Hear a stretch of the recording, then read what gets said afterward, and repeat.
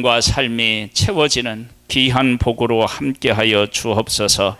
아버지 하나님, 오늘 예배드리는 사랑하는 성도들에게도 은혜를 베풀어 주셔서 말씀이 들리는 은혜로 함께하여 주시옵소서. 예수님의 이름으로 기도드립니다. 아멘.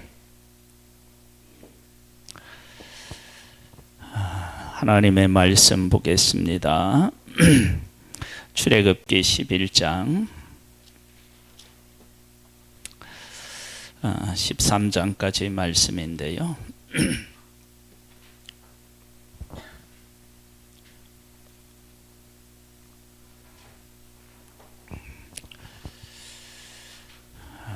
하나님께서 애굽에서 종살이하는 그 백성을 구원하기 위해서 모세와 아론을 보내신다고요.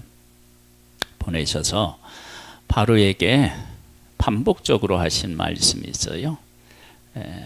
내 백성을 보내라, 그들이 나를 섬길 것이니라.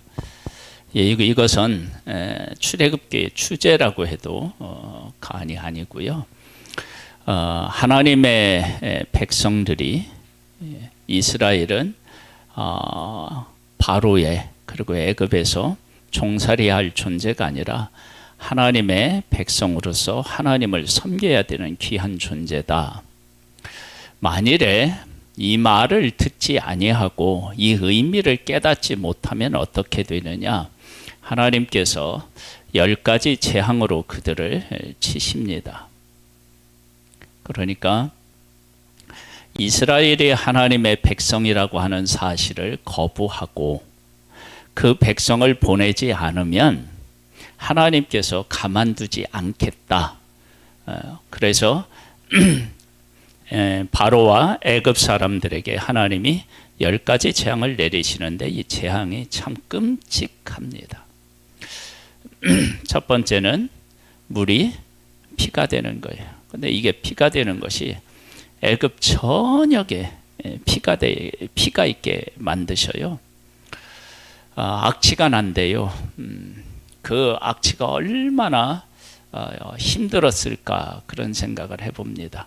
그러니까 그릇마다 다 물이 피로 변하는 거예요. 그 다음에는 어떤 재앙을 하나님이 내리시죠? 두 번째는 뭐예요?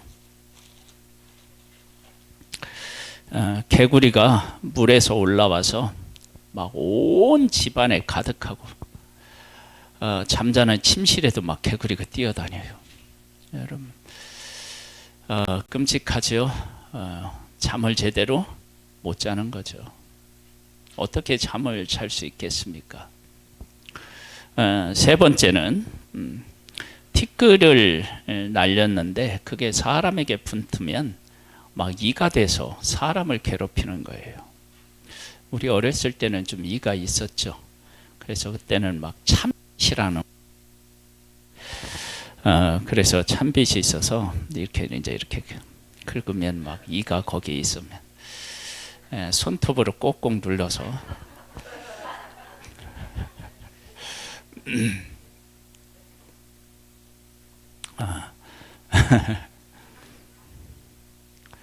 그런 일이 있었습니다. 그 이가 사람의 피를 빨아먹는데 그것도 한두 마리여야 되죠. 막 보이지 않는 곳에 있어야 되죠. 그런데 막 그게 보이고 막 그렇다 그러면 이게 얼마나 또 힘든 거예요. 그 다음에 네 번째는 뭐냐면 파리.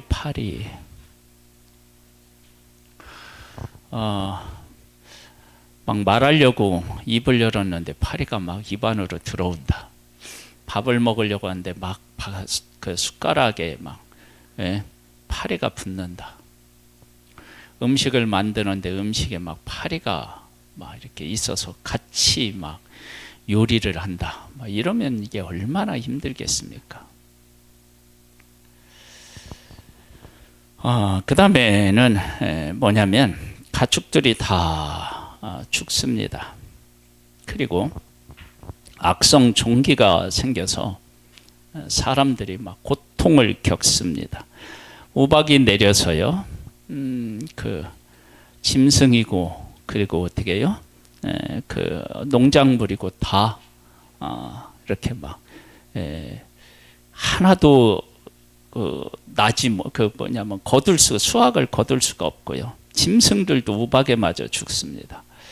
우리나라는 이런 우박이 그렇게 내린 일이 별로 없죠. 물론 우박이 내려서 농작물에 피해는 있었지만 막 우박에 맞아서 짐승이 죽었다 이런 건 뭐 없었는데, 이때는 막 우박이 떨어지는 거예요. 우박이 얼마나 크고 그랬으면 막 맞아서 죽을까. 그런 일들이 있었고요. 그 다음에는 메뚜기가 막 땅을 덮는 것입니다.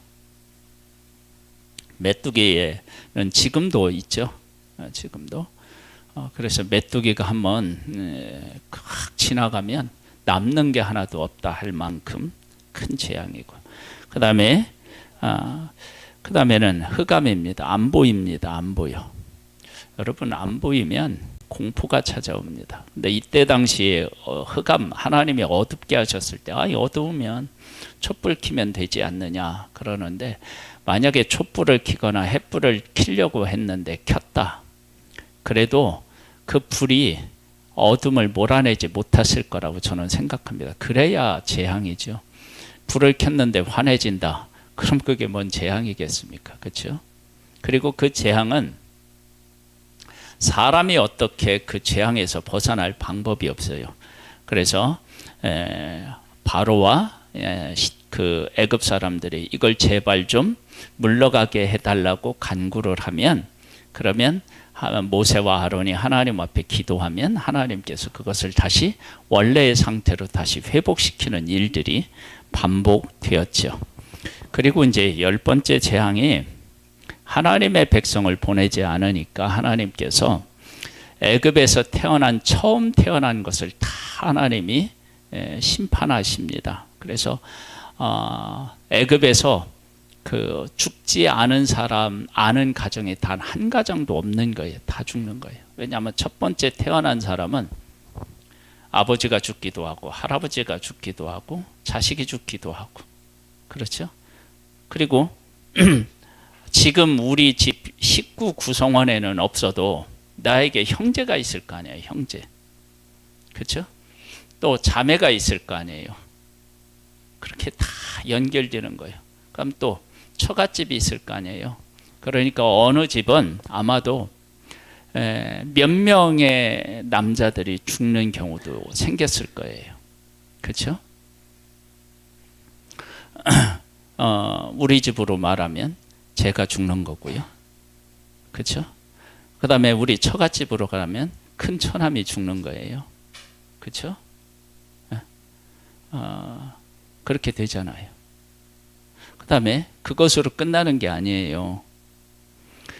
우리 누님이 결혼해서 아들 둘을 낳았는데 큰 아들이 죽는 거예요. 그렇게 생각해 보면 이 고통이 얼마나 컸을지가 짐작이 가는 거예요. 그래서 애굽 사람들이 이스라엘 백성들을 내쫓아요. 근데 쫓는데 하나님께서는 뭐라고 말씀하시냐면, 이스라엘은 내 백성이다, 내 백성. 그리고 그들이 나를 섬길 것입니다. 그거 섬김은 1차적으로는 하나님 앞에 제사 드리는 것, 지금 우리로 말하면 예배 드리는 것을 의미해요. 그것을 의미하는데, 그런데 사실은 안으로 들어가 보면 그거보다 훨씬 더 중요하고 넓은 의미가 담겨져 있어요. 오늘은 우리가 그 사실을 한번 생각해 보겠습니다.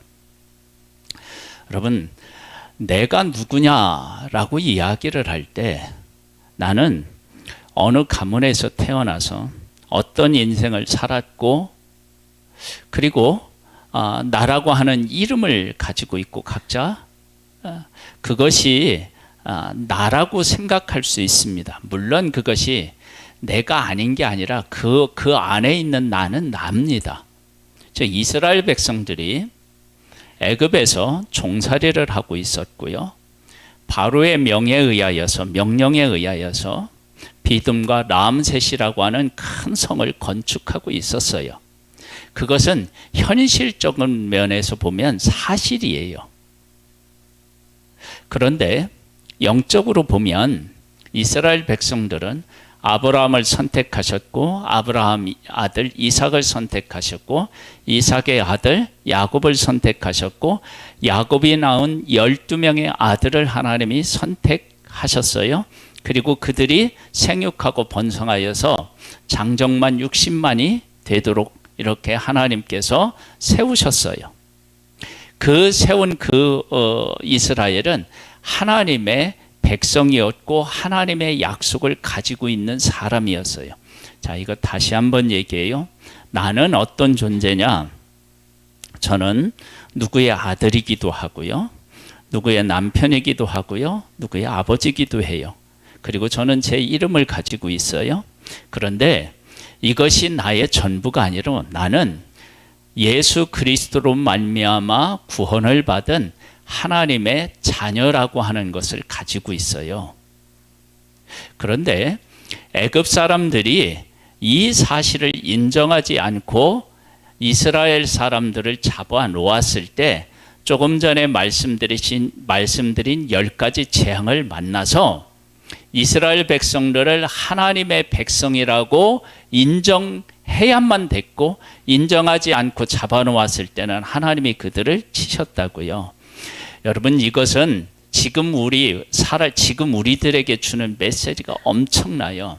우리들은 이때 당시 이스라엘은 애굽에서 종살이를 했다고, 다시 말하면 노예예요. 이때 당시의 노예는요, 사람이라고 하는 인격적인 존재가 아니고 물건이에요. 값을 주고 사고 팔아요. 그래서 요셉도 어떻게 해요? 형제들에게 팔려서 애굽으로 갔잖아요. 그것처럼 팔리는 존재, 그러니까 짐승들하고 다를 것이 없는 존재였는데, 그리고 애굽 왕과 애굽 사람들도 그렇게 생각했을 수 있는데 사실은 그들이 하나님의 백성이었어요. 그래서 내 백성을 보내라, 그들이 나를 섬길 것이니라고 말씀하셔요. 우리가 지금 이 시대를 살아가고 있는데 우리들이 내가 누구냐? 내가 직장을 다니면 직장에 소속되어 있는 한 직원일 수도 있고요. 그런데 그것이 나의 전부가 아니라 내가 영적으로 보면 육신적으로는 다 이렇게 가지고 있어요. 명함을 보면 알 수 있고, 그런 것이 나의 전부가 아니라 영적으로 보면 내가 하나님에게 선택받은 존재이고, 하나님의 선택받은 존재로서 우리가 해야 할 일이 있어요. 이스라엘 백성들이 해야 할 일은 뭐냐면 하나님을 섬기는 일이었어요. 그런데 이와 같은 일을 막았을 때, 이 막는 일이 아무것도 아닌 것처럼 혹시 생각할지 모르겠지만 그렇게 막게 되니까 어떤 일이 생겼느냐? 그들이 하나님의 재앙을 만나서 망하게 돼요.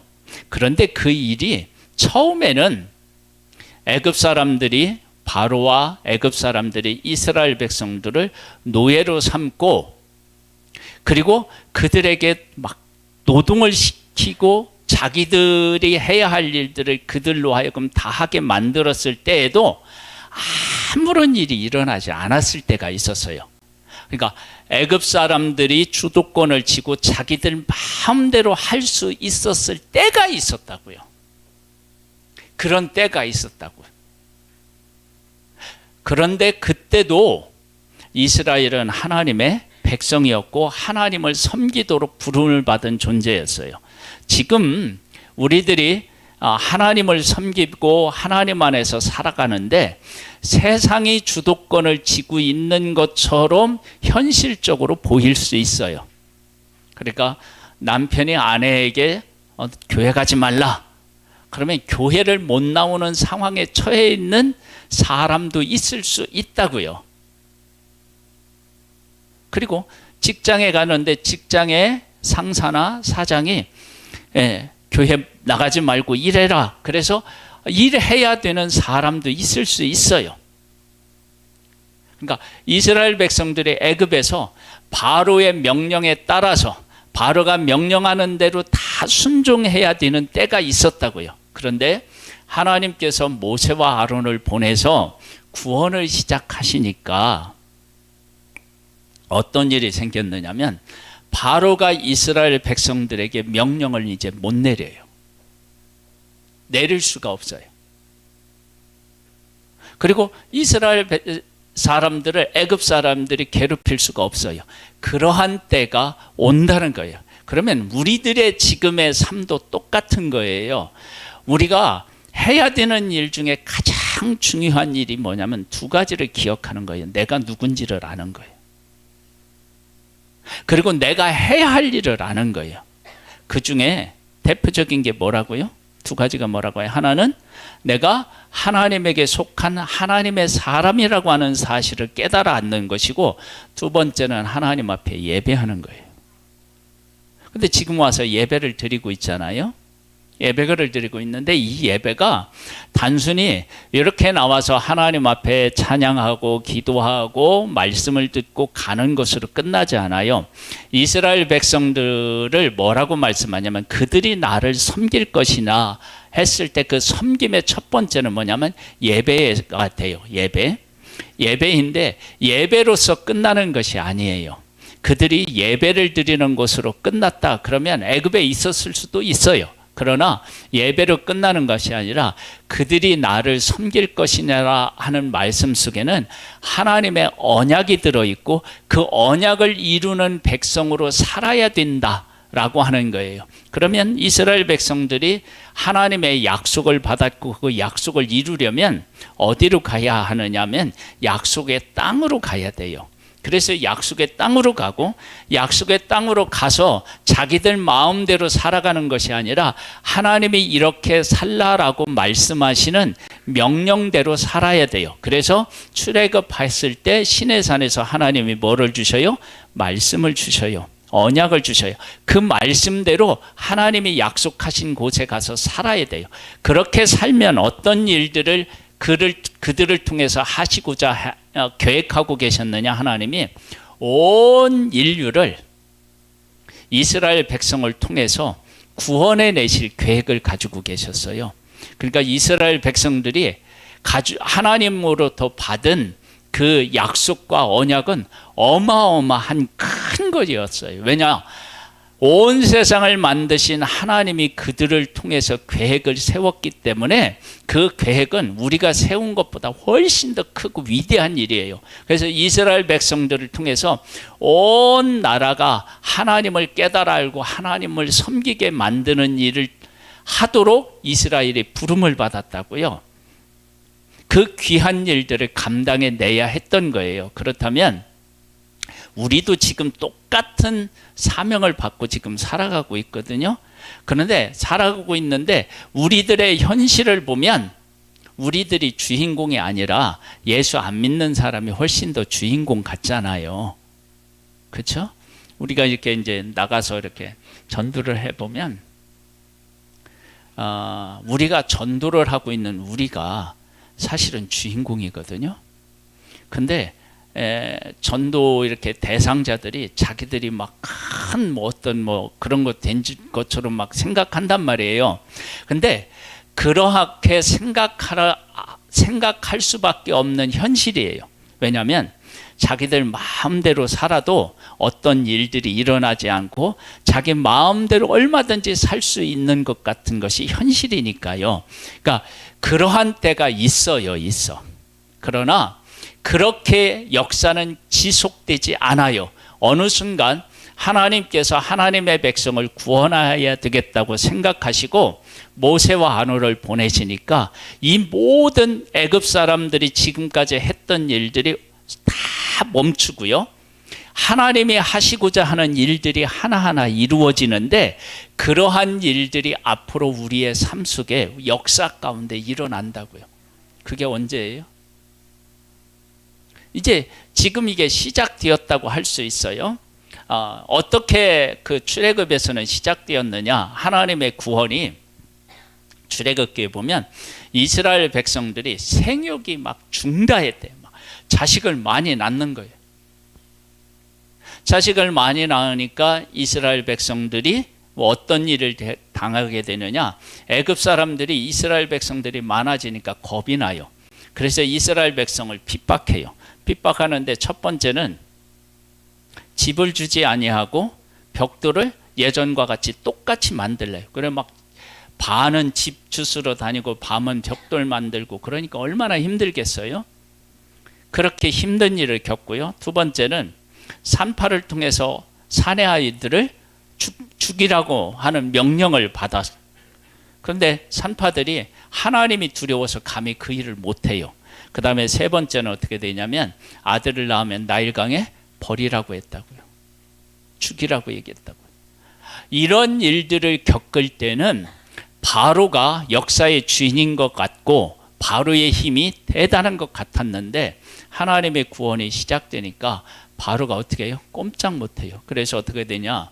어떤 일이든 뭐 물이 피를 변했든 아니면 파리떼가 있든 개구리떼가 있든 이떼가 있건 악궁 종기가 있든 뭐든 이 문제를 바로가 해결하지 못하고 모세와 아론에게 나와서 우리 괴로우니까 이것 좀 제발 좀 해결해 달라고 그렇게 사정을 하면 하나님 앞에 기도해서 하나님이 그 문제를 해결하시는 일을 반복하게 하게 되었고 그리고 나서 이스라엘 백성들이 애굽에서 나왔다고요.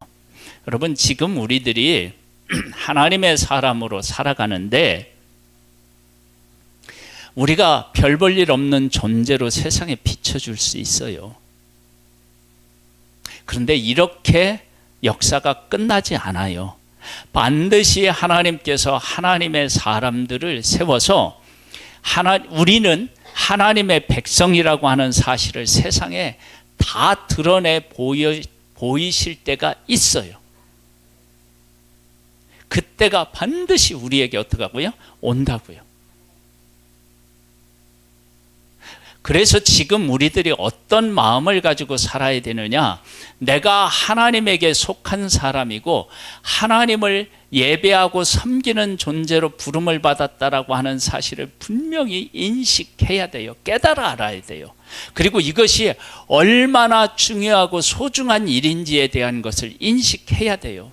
여러분 세상에는 처음에는 이게 아무것도 아닌 것처럼 여겨졌는데 나중에 보면 중요한 일들이 세상에 얼마나 많은지 몰라요. 우리 몸은 하나님이 다 하나님의 작품이기 때문에요. 하나님께서 우리들의 몸을 정말로 신비하게 만들었어요. 그래서 우리 몸에 대해서 잘 아는 사람들은 얼굴만 딱 보아도 그 사람이 어디가 아픈지 다 안다며요. 증상이라고 하는 게 있대요. 증상. 물론 막 그게 드러날 때까지 아무렇지도 않다고 그러는데 사실은 아무렇지 않은 게 아니라 분명히 몸에 어떤 이상이 있는데 우리가 그걸 깨닫지 못하는 거잖아요. 근데 몸은 신호를 보내는데 우리가 깨닫지 못하는 거예요. 그런 일들이 우리 가운데 일어나는 것처럼 하나님께서도 우리의 삶 속에 오셔서 우리가 어떤 존재인지 어떻게 살아야 되는지를 우리에게 다 보여주셨다고요. 그것을 깨닫고 그 가운데서 우리가 살아내면 우리가 정말 복 있는 사람이 되는 거예요.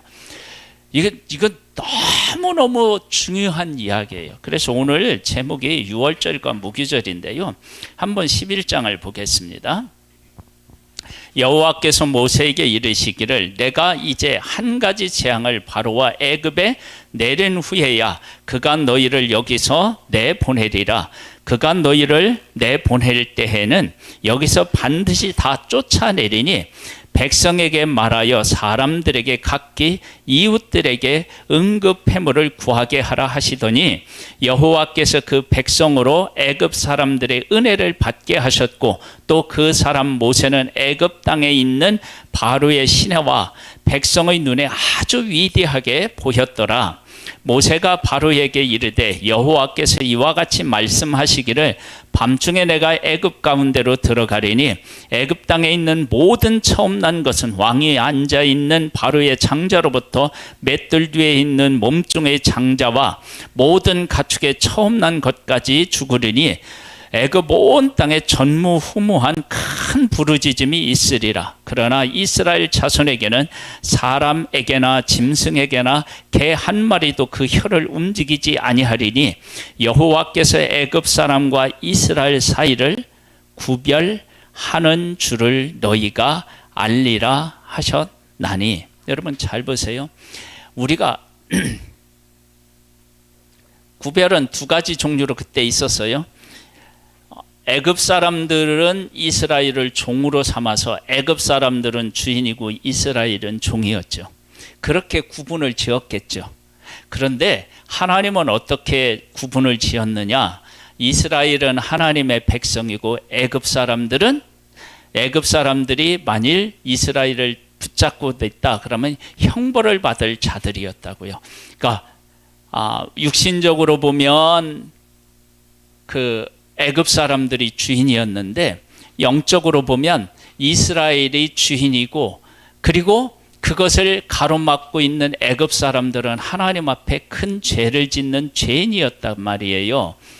여러분, 지금 우리들이 살아가고 있는데 육적으로 보면 세상의 주도권을 짚고 살아가는 것 같은데 실상은 우리가 하나님의 자녀로서, 온 우주를 만든 하나님의 자녀로서 우리가 주인이란 말이에요. 이것을 인정하지 않으면 어떻게 되느냐? 나중에는 다 하나님의 형벌을 받게 되어 있어요. 형벌. 우리는 어떻게 되느냐? 하나님의 사람이기 때문에 하나님을 만나게 되고 하나님하고 함께 살아갈 수 있는 그런 날이 우리에게 오고요. 이러한 사실을 여기서 아주 잘 설명하고 있어요. 그래서 구별지었대요. 하나님의 구원이 오기 전에는 애굽 사람들이 주인이었고 이스라엘 사람들은 노예였는데, 하나님의 구원이 시작되니까 온 천지 만물을 창조하신 하나님의 사람이 누구였느냐면 이스라엘이었고, 지금 우리가 그런 존재예요. 우리는 하나님에게 속한 하나님의 사람이라고요. 이것을 깨달아 알기만 하면 우리 인생은 달라지는 거예요. 우리 인생은 그것으로 완전히 달라져요. 인생을 새롭게 살고 싶은 마음이 있잖아요. 제가 이제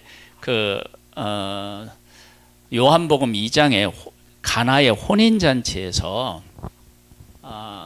제가 한번 말씀을 드렸는데 다시 한번 말씀드릴게요. 잘 한번 보세요. 그 혼인잔치에서 예수님의 명령을 받아서 순종한 사람들이 누구였느냐면 종하인들이었어요. 하인들. 이 하인들은 주인이 얘기하는 소리를 듣고 그대로 순종해야 하는 사람들이에요. 예수님이 그들에게 명령을 내려요. 물을 떠서 항아리에 있는 물을 채우고 그 항아리에 있는 물을 떠서 연회장에게 갖다 주라. 그 명령을 받고 그대로 순종해요. 근데 그 순종하는 가운데 어떤 일을 경험하냐면 물이 포도주로 되는 것을 자기가 직접 경험을 해요. 자, 그렇게 기적을 경험하고 난 후에 이 하인들의 신분이 바뀌었을까요? 안 바뀌었을까요? 그대로 하인이었겠죠. 하나님의 하시는 일을 경험했는데 그냥 하인이에요. 그런데 이 하인들의 인생을 완전히 바꾸는 일이 지금 예수님의 명령을 듣고 순종한 그들에게 일어난 일이에요. 어떻게 생각하면? 이렇게 생각하면 예수님이 그냥 그 가나 혼인잔치에 하객으로 온 그런 한 사람이었으면은 그런 일이 일어나지 않을 거예요. 근데 그 오셔서 말씀하신 예수님이 누구냐면 온 우주 만물을 만드신 창조주였고 인간을 구원하기 위해서 오신 메시아였어요. 그분의 명령을 자기들이 받았고, 이 땅에 그렇게 오신 예수님이 첫 번째 행한 일이 물이 포도주가 되게 하는 일이었잖아요. 그 일을 자기들을 통해서 하신 거예요. 그러니까 아니, 내가 하인이지만 온 우주를 만드시고 인류를 구원하게 오신 예수님이 첫 번째 이 땅에서 행하신 기적이 뭐냐면 자기들을 통해서 물이 포도주가 되게 하신 거예요. 그러면 이 사람들이 예수님이 어떤 분이신지를 깨달아 알게 되었다면 그 다음부터는 인생이 바뀌는 거. 어떻게 바뀌느냐? 내가 누구냐면 나는 하인이야. 신분은 하인인데 내가 어떤 사람이냐면 온 우주를 만들고 인류를 구원하기 위해서 이 땅에 오신 예수님께서 나를 통해서 첫 번째 기적을 베푸셨어. 내가 그렇게 귀하게 예수님에게 쓰임받은 아주 소중한 존재야. 이렇게 생각할 수 있나요, 없나요? 있잖아요. 여러분 한번 잘 생각해 보세요. 어떤 유명한 사람이, 제가 군대 생활할 때도요, 이런 일이 있었어요. 이런 일이. 영국의 대처 수상이 우리가 근무하는 그 비행장에 내렸어요. 먼 발치이긴 하지만 창문으로 대처 수상이 비행기에서 내리는 걸 봤어요. 이게 뭐예요? 아무것도 아니잖아요. 아무것도 아닌데 이 얘기를 해요. 아무것도. 왜 그러느냐면 그가 가지고 있는 그 신분, 이것이 먼 발치를 봐서 내 눈으로, 그 텔레비전 화면으로 보는 게 아니라 내 눈으로 봤단 말이에요. 그걸 얘기하는 거예요. 그걸. 그렇다면 이거보다 조금 더 그 사람을 만나서 악수를 했다, 뭐 이렇게 된다든지, 아니면 만약에 그 사람이 나한테 어떤 문제가 있었는데 내가 막 기도했더니 문제가 해결되었다, 이러면 완전히 또 달라지잖아요. 그렇죠? 근데 예수님이 오셔서 그 한 나라의 수상하고도 뭐 비교할 수 없는 그러한 예수님이 이 땅에 오셔서 자기들을 통해서 기적을 베푼 거예요. 그러면 이걸 우연이라고 생각하면 아무것도 아닐 수 있겠지만 예수님에게 우연이 있나요? 아니죠. 그렇죠? 그러면 그 예수님이 하인인 자기들을 통해서 물이 포도주가 되게 하셨다라고 하는 것을 믿음으로 받아들이면, 온 우주를 만드신 분이 이 땅에 오셔서 처음 기적을 나를 통해서 하셨단 말이야. 내가 그렇게 하나님께 귀한 존재야? 하나님께서 나를 그렇게 귀한 사람으로 하나님이 보셨어? 그렇게 생각하면 그 인생이 하인으로 살아도 그 인생은 하인의 삶이 아니었겠죠. 그렇죠? 자기는 나는 누구예요? 이 얘기 다시 한번 해요. 예전에는 우리 이렇게 신문이 주요 이렇게 그 소식을 듣는 것이었잖아요. 신문을 이렇게. 신문에 만화가 있어요. 만화가 그려져 있어요. 네컷 뭐 이렇게 해가지고, 그렇죠? 그게 아주 시사로 그때 당시에 어떤 일이 일어나고 있는지를 잘 보여주잖아요. 그래서 만화만 봐도 요즘에 중요한 일이 무슨 일이 일어나는구나 알 수 있잖아요. 그 만화에 이러한 만화가 실렸었대요. 어떤 사람에게 깍듯하게 절을 하는 거야. 인사를 하는 거야. 근데 보니까 이쪽도 똥찌개를 지고 있고 이쪽도 똥찌개를, 우리 어렸을 때 다 그렇게 지고 다녔잖아요. 근데 똑같이 똥찌개를 진 사람인데 한 사람이 한 사람한테 깍듯하게 인사하더래요. 그래서 아니 똑같이 똥찌개를 지고 뭐 이렇게 깍듯하게 인사하느냐 그랬더니, 인사하는 사람이 저 사람은 청와대 똥을 친대.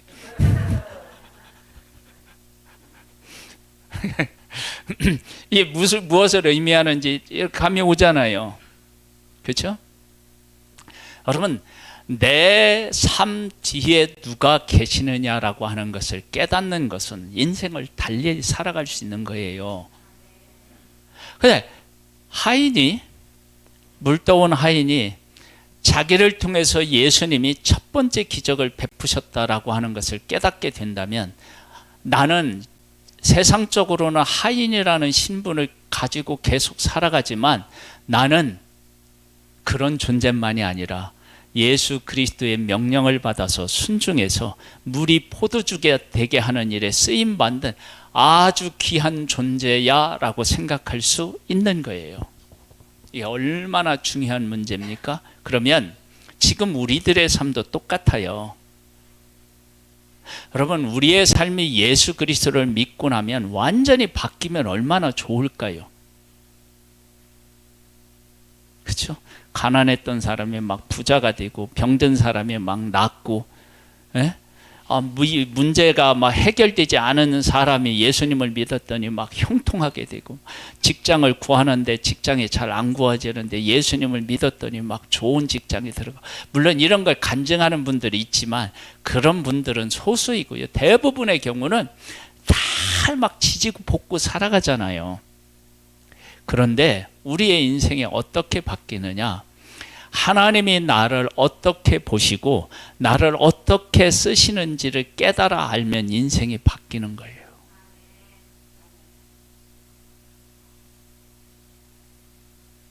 이스라엘 백성들은 애굽에서 나왔어요. 그리고 어디로 가냐면 광야로 갔어요. 그리고 광야를 통과하고 나서는 약속의 땅에서 뭐를 하느냐면 전쟁을 해야 했어요. 군인이었어요. 군인으로서의 일이 끝났더니 그 다음에는 또 뭐를 해야 돼요? 집 짓고 농사하고 해야 되는 일을 자기들이 직접 또 해야 돼요. 그들의 삶이 결코 쉬운 삶은 아니었어요. 힘들어요. 그런데 그들을 하나님이 불러서 온 인류에게 복을 주시는 일을 그들을 통해서 하신다라고 하는 사실을 깨닫게 되면 광야를 통과하는 일도 찬송이 될 것이고, 약속의 땅에 들어가서 전쟁하고 그 땅을 일구느라고 정말 힘들었던 그 삶도 찬양으로 바뀌게 될 거예요. 이런 것들을 바르게 깨달아 알고 그 가운데서 살아라 하는 의미를 담고 있는 것이 유월절이며 무교절이에요.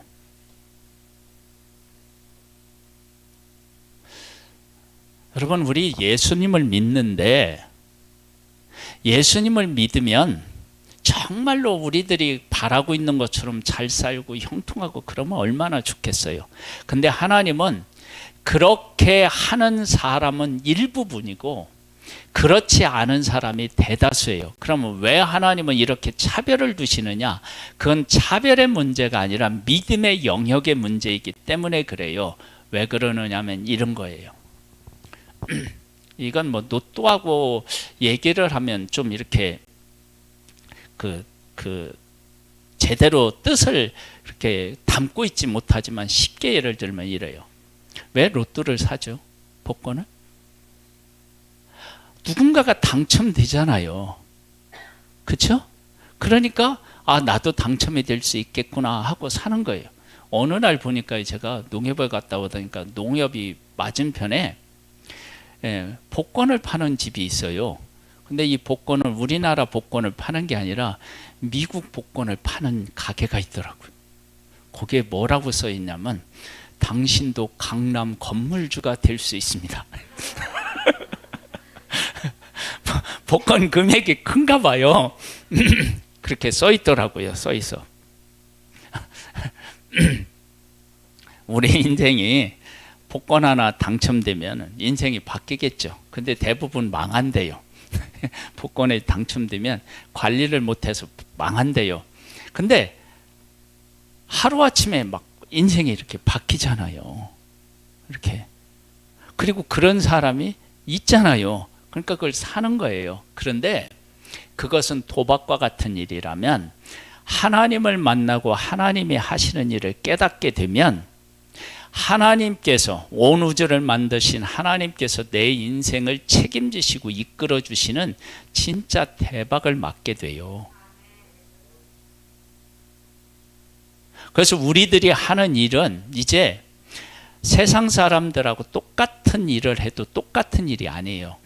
하인들이 전에도 주인의 말을 듣고 순종해서 주인이 원하는 대로 살았다면 아마 그 일 이후에도 똑같은 일을 했을 거예요. 그러나 자기 자신에 대한 존재 가치는 완전히 다르게 해석했을 거예요. 왜 하나님께서 일부분만 사람들이 기적을 경험하고 대다수 사람은 못하게 하시느냐? 그래야만 됩니다. 왜냐하면 만약에 예수님을 믿었어요. 그랬더니 다 막 부자가 되고 다 돼요. 그리고 막 다 형통해요. 그러면 예수님을 믿는 진짜 이유가 무엇으로 변질되겠어요? 돈 벌려고, 형통하려고. 여러분, 예수 믿는 게 그것이 아니잖아요. 예수님을 믿으면 하나님하고의 관계가 회복되고 영생을 얻고 그런 거잖아요. 근데 만약 예수 믿는 사람이 다 잘 되면 예수 믿는 것이 그 진정한 가치를 추구하지 않고 어디를 추구하겠어요? 예, 형통하고 돈 잘 벌고 막 건강하고 막 이런 것을 때문에 예수 믿겠죠. 꼭 뭐 하냐면 부적과 같은 거예요. 근데 하나님은 우리가 부적을 소유한 부적처럼 생각하는 하나님이 되기를 원치 않으셔요. 아버지가 되기를 원하시지. 우리가 예수 그리스도를 믿는데 진짜 중요한 것을 깨달아 알아야 돼요. 그러니까 하인은 신분이 변한다 안 변한다? 안 변해요. 근데 그 인생에 예수님이 하신 일을 깨달게 되면 그의 인생이 어떻게 해요? 완전히 바뀐다. 이렇게 완전히 바뀌는 삶이 이스라엘의 삶이었고 또 누구의 삶이라고요? 우리의 삶이고 내 삶인 거예요. 그것을 깨달아 아는 것이 그게 믿음이에요.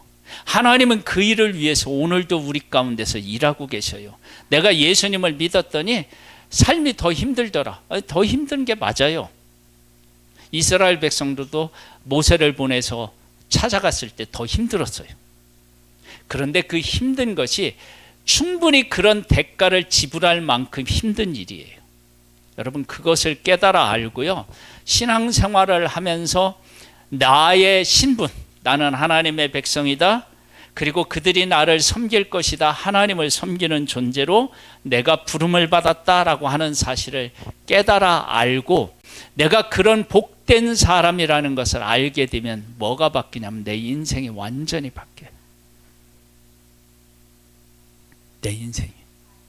그 신앙생활은 그것을 깨달아 알고 내가 누군지, 내가 하나님의 백성이구나, 하나님의 자녀구나, 그 사실을 깨달아 알고 내가 하나님을 섬길 수 있는 존재로 내가 부름을 받았구나, 즉 하나님이 나를 통해서 이 세상을 다스리고 통치하시는 일을 나를 통해서 하고 계시는구나, 그렇게 깨달아 알면 내가 얼마나 소중한지를 알게 되는 거예요. 그걸 깨달아 알고 그 가운데서 살아가는 사람이 복 있는 사람이고, 그런 삶을 살아가고 있다 그러면 지금 나는 가장 행복한 사람인 거예요. 이 말이 뭔 말인지 전혀 깨닫지 못하는 분이 있다면요, 이걸 놓고 하나님 앞에 막 부르짖어서 깨닫게 해달라고 하세요. 왜냐하면 이걸 모르면 신앙생활을 왜 해야 되는지에 대한 근본적인 것들을 모르는 거예요. 근데 이걸 깨닫고 나면 이래서 예수님을 믿어야 되는구나, 이래서 예수님 믿는 것 외에 다른 것이 없다고 말하는구나, 그걸 알게 될 거예요. 저는 우리 성도님들이 그 사실을 깨달아 아는 복된 우리 성도님들이 다 되시기를 주님의 이름으로 축복합니다. 하나님 아버지, 이스라엘 백성들이 어떤 존재인지를 하나님이 그들에게 가르치신 것처럼 나라고 하는 한 존재가 하나님의 자녀이고, 그리고 하나님의 일에 동역할 수 있는 귀한 존재라고 하는 사실을 깨달아 알 수 있는 은혜를 성령을 통해서 베풀어 주시옵소서. 예수님의 이름으로 기도드립니다. 아멘.